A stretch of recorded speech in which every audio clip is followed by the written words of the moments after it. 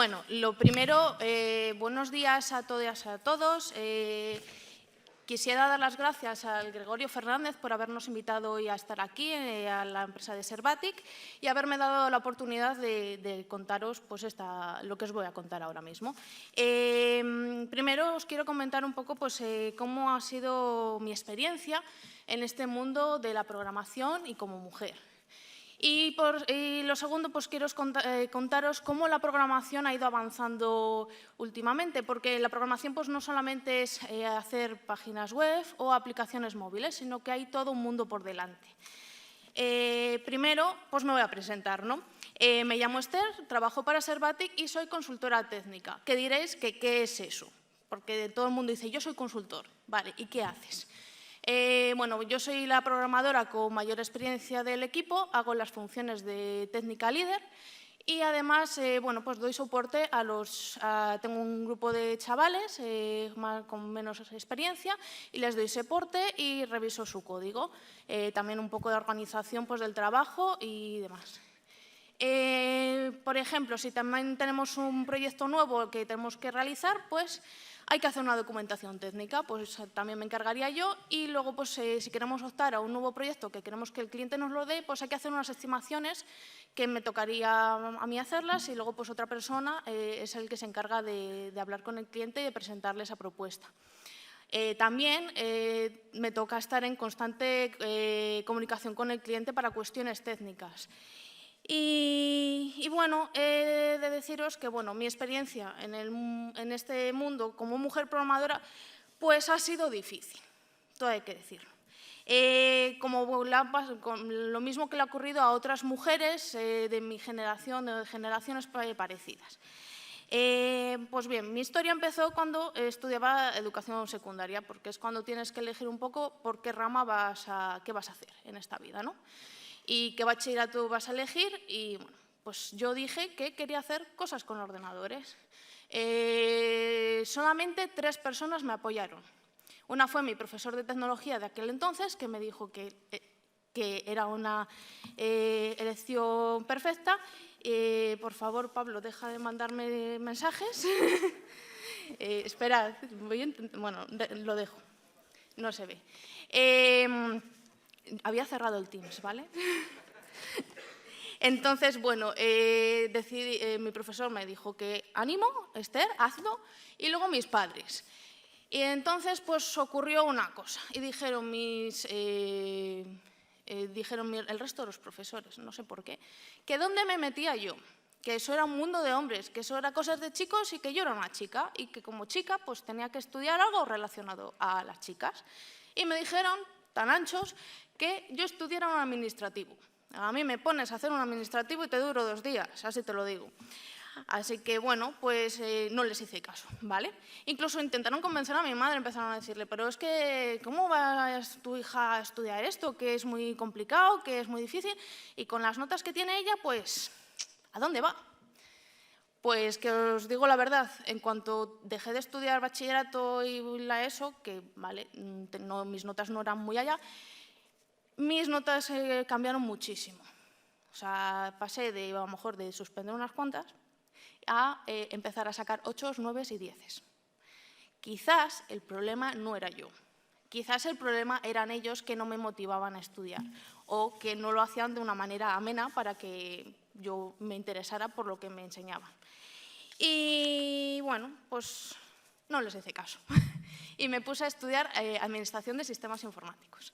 Estuve estudiando, hice algo de programación mientras y cuando empecé a trabajar, pues empecé en una pequeña tienda, como se empieza siempre con esto, y me aburría muchísimo porque me pasaba el día formatando en Windows, instalándolos y, en fin, un tostón, ¿vale? Y como había estudiado algo de programación mientras, pues dije, bueno, pues este mundo me gusta y me estaba empezando a interesar por el diseño gráfico también. Así que me puse a buscar buscar algo para poder estudiar, sobre todo tema de diseño gráfico, y encontré en la Escuela de Diseño aquí en Valladolid, pues encontré una formación específica que, si mal no recuerdo, se llamaba Desarrollo Diseño y desarrollo de aplicaciones y plataformas web. Menudo nombre, vale, pero todavía me acuerdo. Y ahí aprendí muchísimo. De hecho, tuve profesores como Víctor, que fue mi profesor de bases de datos. También está Jordi por ahí, que me estuvo dando .NET, Java y temas de proyectos. Y no sé si está Luisa por aquí, que sé que luego va a dar una ponencia, pues era mi tutora y me estuvo dando también clases para hacer análisis y para bases de datos. Y la verdad estoy súper agradecida con vosotros, en serio, porque aprendí muchísimo y me motivasteis muchísimo a poder seguir estudiando y a formarme para hacer lo que hago hoy en día. Bueno, pues terminar, pues eran 3 años lo que estuve estudiando. Y al terminar, como el cuarto año era el proyecto, que se hacía un proyecto de fin de carrera, pues me puse a trabajar y empecé a trabajar de becaria. Primero estuve en una empresa de marketing, aquí en Valladolid, y luego estuve trabajando para una universidad online. El caso es que al final la beca se acababa y me tocó pues, dar el paso de ir al mundo laboral. Y imagináis que una mujer joven, sin experiencia, en un mundo de hombres, porque he de decir que las 2 veces que estuve estudiando yo era la única chica de la clase, pues hombre. Así que empecé a buscar trabajo. Empezaban, pues todavía corrían mal los tiempos, porque estábamos todavía arrastrando la crisis del 2008 y en Valladolid tampoco existían muchas empresas de informática. Entonces, bueno, pues estuve con una profesora de diseño haciendo algunos trabajos junto con ella. Ella se dedicaba mucho al diseño web y bueno, al final conseguí un trabajo en una empresa mediana aquí en el Parque de Boecillo. Y mi trabajo pues era ser maquetadora. Estuve 3 años y medio en esta empresa, pero al final veía que la cosa pues siempre estaba haciendo lo mismo y luego utilizábamos lenguajes de programación que hoy en día están obsoletos. He de decir que en este mundo pues, hay que estar en constante renovación porque cada día aparece algo nuevo. Entonces, bueno, pues les dijimos a los de la empresa que por qué no utilizábamos una de estas nuevas tecnologías y migrábamos lo que teníamos, ¿no? Y dijeron que nos olvidáramos. Así que, bueno, dije, pues yo no quiero seguir aquí, me estoy estancando y dije, vamos a empezar a volver a buscar trabajo. Y fue una época bastante mala. ¿Por qué? Pues yo me iba a buscar, bueno, empezaba a buscar trabajo, tampoco tenía mucha experiencia y estaban las ofertas de trabajo, como yo llamo, sábana. Quiere decir que empiezan a pedirte 5 años en no sé qué, 5 años en tal, 5 no sé cuál, y que sepas esto y que sepas lo otro, y encima que seas joven. Pues ya me diréis, es un poco imposible. Luego también los salarios no eran muy allá. Luego tuve entrevistas en donde empezaron a interesarse muchísimo por mi vida personal. Si tenía pareja, en qué trabajaba, si tenía hijos o pensaba tener hijos, si me pensaba casar, incluso. En una entrevista me dijeron, ¿y te piensas casar? Y digo yo, ¿y a usted qué le importa? Entonces, pues, al final, pues mira, hubo una que de hecho me llamaron después y dije, mira, que no quiero saber nada de vosotros. Y luego, pues, hubo otra entrevista que me quedó muy marcada porque, bueno, el día tampoco yo lo tenía muy allá, pero tuve una entrevista con una mujer que era muy agresiva conmigo en la entrevista. O sea, como que todo lo que decía estaba mal. Que a ver, que no te estoy diciendo que lo esté diciendo bien, pero tampoco me puedes atacar así. Así que decidí decirle, le dije directamente que yo no quería seguir con la entrevista. En serio, una recomendación, cuando hagáis entrevistas y os sintáis mal, que no estéis a gusto, cortadla, porque para pasar un mal rato, mira, lo siento, ya habrá harto trabajo. Y trabajar con gente así, pues tampoco os lo recomiendo, ¿vale? O sea que esto es una recomendación mía. Así que al final, bueno, también estaban los de te voy a llamar, ya te llamaré, nunca te llaman, ¿eh? Es que, no sé, al final pues me estaba frustrando, me estaba cabreando muchísimo y me estaba viendo que me iba a quedar estancada en una empresa que no me gustaba, porque tampoco me gustaba mucho el ambiente laboral que había. Así que dijo un conocido, me dijo, bueno, Esther, ¿y cómo no echas currículum en esta empresa? Y total, dije que están buscando gente y tal, y dije, bueno, pues yo no pierdo nada por echar el currículum. Y me contactaron. Hice las entrevistas, era una multinacional y al final me contrataron. Tuve un cliente internacional durante 4 años. Por cierto, el inglés es súper importante en este mundo porque os va a abrir muchas puertas. Ya al que se le dé mal, en serio, todo se aprende, os lo digo yo. Y al final, bueno, pues estuve 4 años trabajando en esta empresa. Fueron 4 años en donde me llevé muchísima experiencia laboral. Conocí a personas que aprendí muchísimo de esas personas porque eran unos grandes programadores y unas grandes programadoras. Y la verdad es que me gustaba. Pero al final, bueno, pues llevaba 4 años, pedí un cambio de nueva tecnología. Estaba con la categoría a ver si me subían o no me subían y bueno, pues al final dije, vamos a cambiar y vamos a buscar algo nuevo. No tenía pensado cambiar tan pronto, pero contacté con… esperad un segundo porque me están hablando por todos lados y yo había quitado el Teams. Y me paso. Vale, perdón. El caso es que, bueno, contactó un compañero conmigo y esperad un segundo porque voy a matar el Teams porque me está poniendo negra. Que yo lo había cerrado, en serio. Bueno, ya tenéis una anécdota de cómo Esther metió la pata en su charla. Pues bien, ya lo he matado, ya no me podéis dar más la paliza, chicos. El caso es que, bueno, empecé a hablar con un excompañero mío de trabajo y me gustó muchísimo lo que me contó. Al final, pues decidí dar el paso y fue increíble porque si mandé el currículum un miércoles, el jueves me contactó Recursos Humanos, el viernes no lo saltamos porque no podían, el lunes estaba haciendo la entrevista y el martes estaba formando un precontrato. O sea, fue increíble. Y fue algo diferente, me ofrecieron algo más y además era un paso más porque iba a hacer algo nuevo, iba a cambiar de tecnología, además iba a subir de categoría, que era lo que yo quería.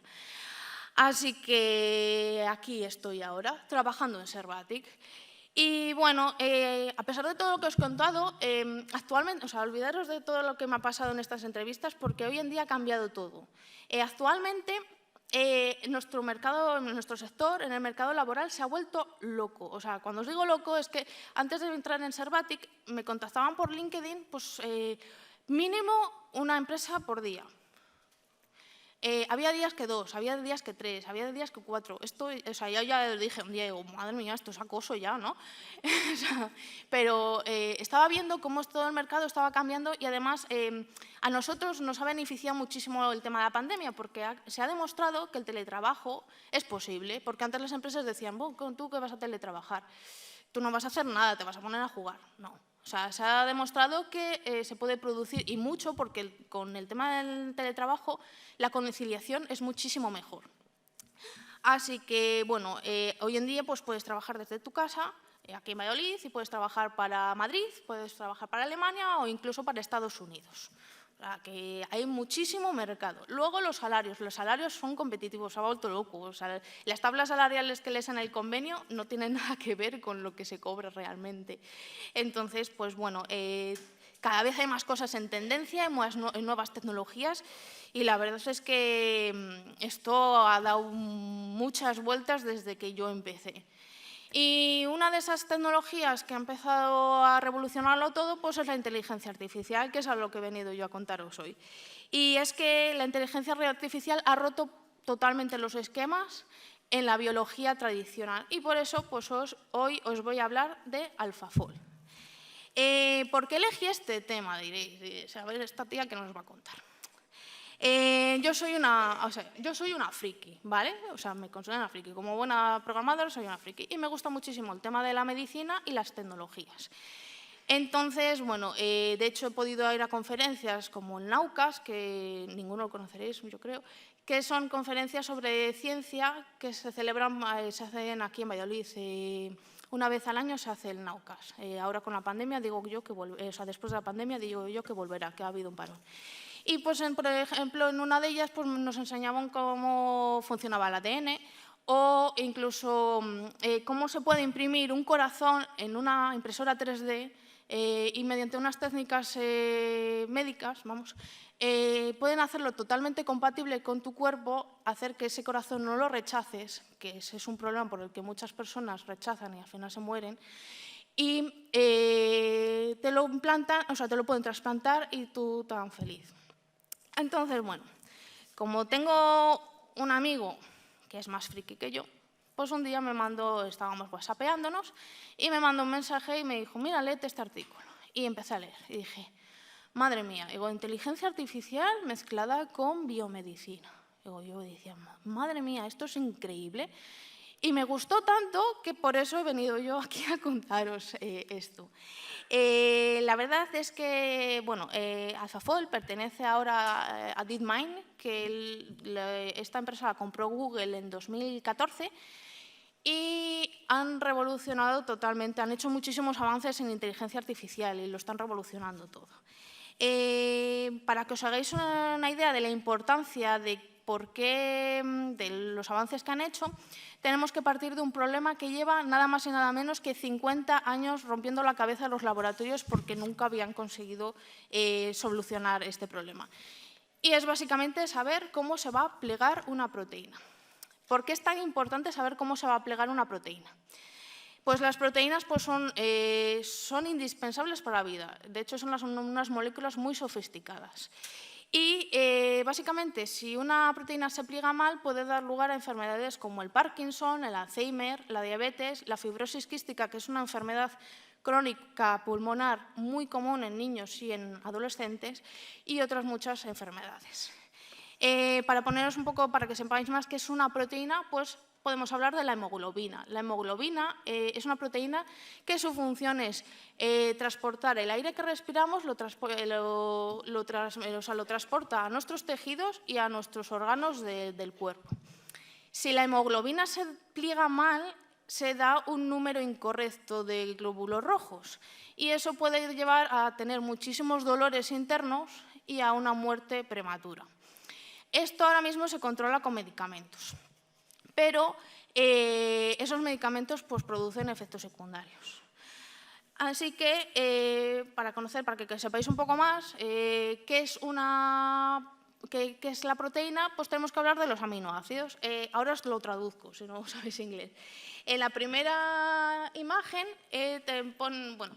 las proteínas están creadas por una secuencia de aminoácidos que van juntos. Existen 20 aminoácidos y esos 20 aminoácidos pueden llegar a crear más de 200 millones de proteínas. Luego estos aminoácidos interactúan localmente para crear formas, que es lo que tenemos en la segunda imagen, que pues, se crean formas en forma de hélice o en forma de hoja. Y en la tercera imagen tenemos que esas formas que se han creado pues se pliegan a largas escalas y al final pues, se crea una estructura 3D de lo que sería la estructura de la proteína. Y por último, pues las proteínas pues, pueden interactuar unas con otras, realizando funciones como las señales y las transcripciones del ADN. Pues bien, AlphaFold, durante todos estos años solamente se han descubierto 170.000 proteínas, las estructuras de 170.000. Os estoy diciendo que existen más de 200 millones de estas. Y al programa se le entrenó con esas 170.000 proteínas durante semanas. Este programa utiliza un sistema de aprendizaje profundo, que quiere decir que autoaprende de alguna manera. Y luego pues, lo que hace es juntar esas partes que identifica y para crear una solución completa. Para la primera versión pues, se examinaron varias secuencias de aminoácidos de diferentes seres vivos que tienen una relación evolutiva. ¿Por qué? Pues porque las secuencias de aminoácidos son muy parecidas. Entonces, bueno, pues lo que hace es que, imaginaros una tabla, aquí tenemos los seres vivos y luego tenemos las secuencias de los aminoácidos. Se empiezan a estudiar y cuando cambia un aminoácido, quiere decir que más adelante va a cambiar otro. Y eso, al cambiar estos dos, es la misma secuencia, quiere decir que interactúan. Entonces ellos dijeron, bueno, pues si estos aminoácidos interactúan, quiere decir que existe un contacto en la proteína y con esos contactos pues, se hacen un mapa de distancias probables. La primera imagen, bueno, la de la derecha, arriba tenéis una secuencia de aminoácidos. Estos aminoácidos entran en una red neuronal, que es una base de datos que funciona básicamente como nuestro cerebro, como nuestras neuronas. Lo que hace es absorber la información y luego es capaz de que no necesitas, los que sabéis bases de datos, los profesores, imagino, no se utilizan bases de datos relacionales, que es las más típicas.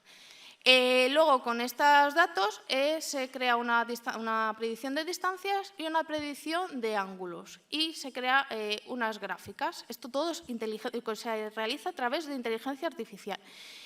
Y con estos datos, al final, se forma una estructura 3D. Pues bien, en la imagen que tenemos estas de aquí, de la izquierda, podéis ver que siempre en todas hay como una diagonal que va de izquierda a derecha. Pues eso quiere decir que es el mismo aminoácido. Y la distancia, al ser el mismo aminoácido, la distancia es 0. Por eso está en amarilla.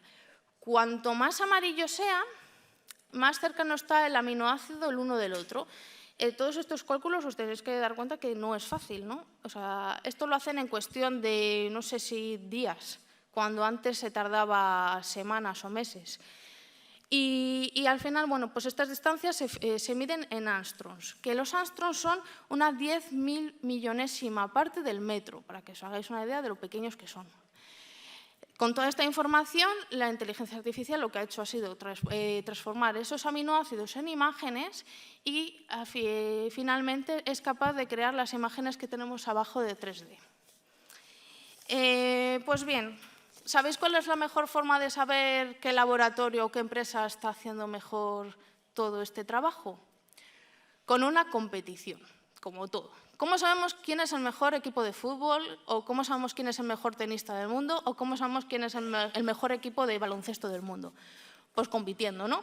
Pues la competición se llama CASP. Viene de evaluación crítica de las técnicas para la predicción estructural proteica y se celebra cada 2 años. En esta competición, pues lo que dan es una secuencia de proteínas, las tienen que predecir y el que más semejanza tenga, pues gana. Bueno, ¿y qué hizo DeepMind para saber si estaba haciendo bien su trabajo? Pues se presentaron por primera vez. Y se presentaron el CAS-13, que fue en 2018, y os imagináis un equipo de programadores que en su vida se habían metido en nada de biología, ¿qué podían hacer allí? Pues evidentemente ganaron. La puntuación que sacaron fue de un 58,9% en total. Podéis ver que ahí arriba está DeepMind, el primero, el resto son otros laboratorios que participaron, o otras empresas. Y luego os he dejado aquí en la derecha una imagen de una de las predicciones que hicieron. Así es como funciona el programa realmente. Es capaz de hacer los pliegues de la proteína y hacer la estructura. Pues bien, DeepMind dijo 58,9% es poco. ¿Y qué hicieron? Pues empezaron a mejorar el programa y crearon una segunda versión, que fue AlphaFold 2. La primera versión tenía una tendencia a preferir los modelos de estructuras ligeramente más secundarios. Esto lo corrigieron. Luego, además, la primera versión estaba entrenada en una serie de módulos por separado. Y en la segunda versión lo que hicieron pues, fue crear un sistema de subredes acopladas que se basa en el reconocimiento de patrones y lo que hicieron fue entrenarla como una única estructura, un único módulo. Y luego otro cambio que hicieron grande fue que el modelo que utilizaban en redes neuronales lo pasaron a redes neuronales del modelo transformador, que lo que hace es coge la información actualizada de la salida de una iteración y la utiliza para la entrada de siguiente. De esta manera todo va más hilado y tiene más lógica. Pues bueno, dijeron que en 2020 se volvían a presentar, 2 años, con esto tenemos suficiente, ¿no? Y se presentaron al CAS-14. 2 cosas, una como anécdota es que una de las proteínas que tuvieron que predecir fue la ORF8, que es del SARS-CoV-2, que es el causante del COVID. Y luego otro dato es que se considera un 90% pues, como que casi es perfecta la predicción. Bueno, pues allí fueron DeepMind con AlphaFold 2. Quedaron primeros. Un 92,4%. O sea, os estoy diciendo que con un 90% se le considera ya perfecto. Pues aquí estaba DeepMind con un 92,4% de un problema que llevaba 50 años que no sabían cómo solucionar. Todo un hito. Vamos, los medios de comunicación de la prensa especializada científica se volvió loca. O sea, esto, vamos, lo hablaron todos de ello. Incluso la prensa general, que en su vida habrían hablado de inteligencia artificial o de proteínas, pues se hicieron eco de este hito. Y bueno, este año es el CASP 15, que ha empezado ahora en mayo. Todavía no tenemos ni idea de cuándo se va, si DeepMind va a ir o no, pero tenemos muchísimas ganas de ver qué van a hacer, porque todo lo que han conseguido es un hito y ha sido gracias a la inteligencia artificial. Bueno, y diréis, ¿y para qué queremos nosotros todo esto? Bueno, pues ahora mismo el programa AlphaFold 2 se está utilizando para predecir estructuras del SARS-CoV-2 y eso está ayudando muchísimo a las personas que contraen la enfermedad a poder optar a unos medicamentos que les pueden salvar la vida. Luego, también se va a poder saber cómo si una proteína se pliega mal y se van a poder evitar enfermedades como las que os he dicho antes, como el Alzheimer, el Parkinson, la diabetes y otras enfermedades que hoy en día no tienen cura. Además, se va a poder conocer muchísimo más nuestro cuerpo humano. Y, por ejemplo, se va a poder optar a medicamentos individuales. Es decir, que si yo tengo una enfermedad y vosotros tenéis la misma, posiblemente ninguno tengamos la misma medicación. ¿Por qué? Porque van a hacer que los medicamentos estén adaptados a nuestro cuerpo y de esa manera no tener efectos secundarios. Luego, por ejemplo, las enfermedades tropicales. Las farmacéuticas ahora mismo no tienen ningún interés en curar enfermedades tropicales. ¿Por qué? Porque no les renta. No da dinero, pues no queremos. Por ejemplo, la leishmaniosis, que aquí en España pues, los que tengáis animales sabéis que pueden contraer, pero no es normal en los seres humanos, pues en África una persona puede contraer esta enfermedad y morir en cuestión de días. Se va a poder salvar muchísimas vidas. Luego otros campos, pues, por ejemplo, en el medio ambiente. Japón ha descubierto una bacteria que se come los microplásticos. ¿Os imagináis? Gracias a la inteligencia artificial poder examinar esa bacteria y multiplicarla y poder limpiar nuestros mares de basura. Otra cosa que se puede hacer es, por ejemplo, la atmósfera. Ahora mismo tenemos un problema con el cambio climático y se va a poder limpiar posiblemente la atmósfera del carbono que tenemos de sobra y quizás pues, poder bajar un poco la temperatura que tenemos en el planeta que tenemos por culpa del cambio climático. Combatir el cambio climático es fundamental. ¿Y por qué es importante esto para nosotros como desarrolladores? Pues es un mundo nuevo que se abre. Actualmente las empresas grandes son las que están apostando por la inteligencia artificial.